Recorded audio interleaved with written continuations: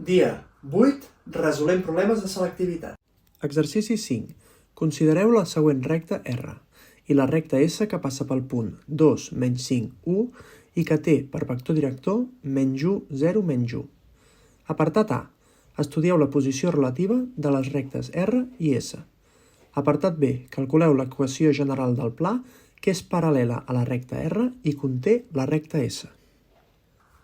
En el primer apartat ens demana que calculem la posició relativa entre les rectes.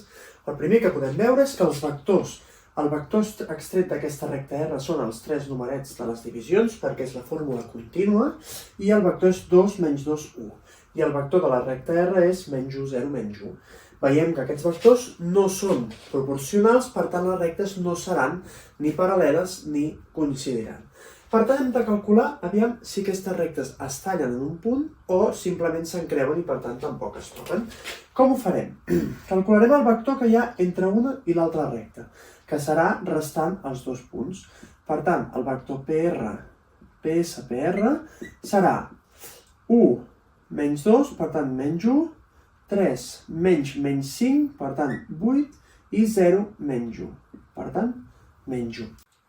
Amb aquest vector que hem calculat, el que ara hem de calcular és un determinant amb aquest vector i els dos vectors de la recta. Per què? Si aquest determinant dona diferent de 0, vol dir que cap d'aquests vectors és linealment dependent i per tant que les rectes no es tocaran. En canvi, si dona 0, vol dir que un d'aquests vectors és linealment dependent amb els altres i vol dir que en algun punt aquestes rectes es tocaran. Comencem doncs a calcular el determinant. Fem primer les diagonals de sobre, menys 1, 8, menys 1, 2, menys 2, 1. I ara fem les diagonals. Menys 1, menys 2, menys 1 serà menys 2. 2, 0, 1 serà 0. I 1, 8 i menys 1, menys 8. I ara al revés. Menys, menys i menys i menys serà més 2. Això serà 0. I aquest últim serà més 16. Per tant, aquest suma amb aquest i aquest suma amb aquest i per tant això queda 8. Què vol dir?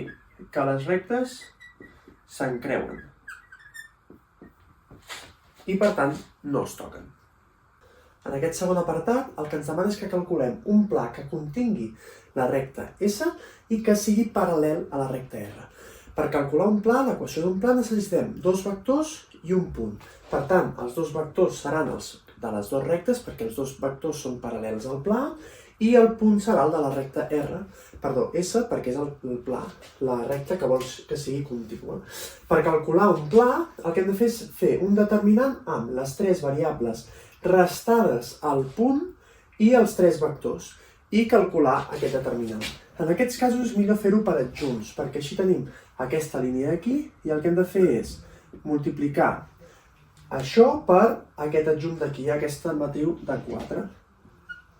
0, menys 1, menys 2 i 1.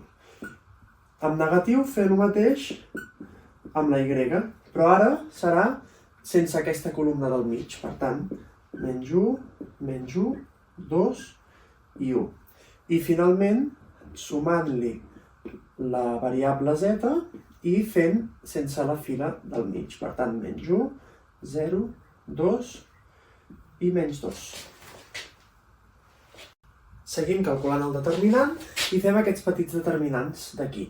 Com que a la diagonal aquí hi ha un 0, aquí serà menys 2x menys 2 menys, aquest determinant és menys 1 per 1, menys 1, i més 2, per tant 1, i més 5, i més 2, perquè la diagonal contrària.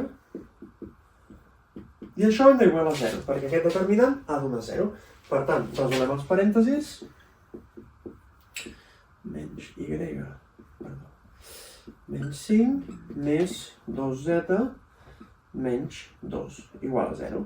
I ara ho ajuntem, per tant serà menys 2x, menys y, més 2z, i menys 3, igual a 0. Aquest serà el pla que conté la recta S i que és paral·lel a la recta R. Demà, integrals.